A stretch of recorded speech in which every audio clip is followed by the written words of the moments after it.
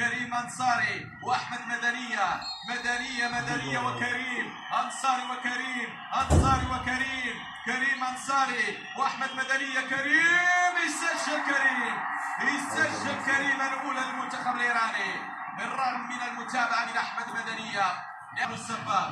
عبر السباق من أمام علي رضا بيرانفان، عبر السباق هل يضع في شباك بيرانفان؟ الأولى كانت ناجحة للمنتخب الإيراني. بابلو السباق وعلي رضا بيرانفان، بابلو السباق وبيرانفان، بابلو السباق يركز ياخذ كامل وقته. السباق بابلو السباق، يسجل بابلو السباق، يسجل، يضع كرة في الوسط، يضع جميل رضايان واحمد مدنية.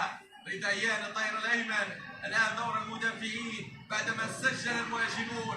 رضايان على اليمين وعلى اليسار، احمد مدنية من اجل التاريخ، احمد مدنية من اجل الدخول الى تاريخ البطولة الاسيوية. رضايان رضايان واحمد مدنية، رضايان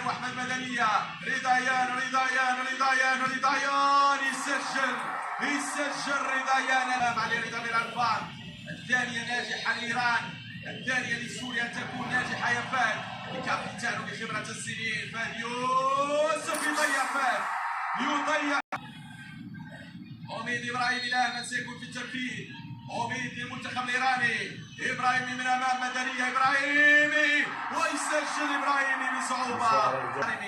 اللي خرج بالبطاقة الحمراء. الآن هي فرصة السوريين من أجل الثاني الأهداف في ركلات الترجيح. من سيكون في التنفيذ؟ أعطونا الصورة، من سيكون في التنفيذ؟ من سيكون؟ هيام موسو، هيام يسجل هيام موسو الثانية ناجحة. لاعب رقم 16 مهدي ترابي وأحمد مدنية. مهدي ترابي يسعد للتنفيذ، مهدي ترابي خايف مهدي ترابي يسجل مهدي. ياسين وبيرانفان على الدين، على اليمين على اليسار، يضربها بالقوة أمام سيستعمل الفنيات. على الدين ياسين، يسجل على الدين بكل قوة، يسجل على الدين. الركلة الأهم إحسان حصافي لاعب الخبرة رقم 3، إحسان حصافي ضيع كابتن. لا والله مدنية مركز. أحمد من أمام إحسان، إحسان حصافي.